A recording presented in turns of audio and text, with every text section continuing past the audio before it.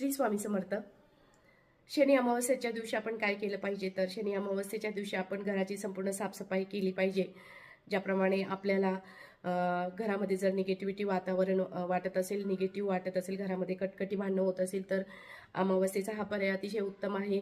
घरामध्ये फरची पुसताना तुम्ही जाडं मीठ, हळद आणि गोमूत्र टाकून जर फरची पुसली तर निगेटिव्हिटी कमी होण्यासाठी मदत होते. त्याचप्रमाणे संध्याकाळच्या वेळी जर आपण पिवळी मोहरी हातात घेऊन त्यावर कालभैरव अष्टक घेतलं आणि ती जी सेवा करून नंतर ती पूर्ण मोहरी घरामध्ये आपण टाकायची आहे, त्यामुळे देखील निगेटिव्हिटी दूर होते. या दिवशी यज्ञ होम हवन देखील केलं तर आपल्यासाठी चांगलं राहील.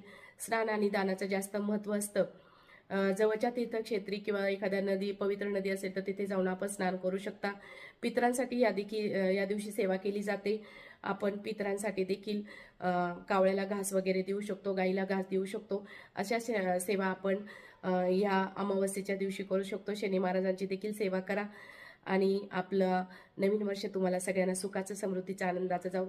श्री स्वामी समर्थ.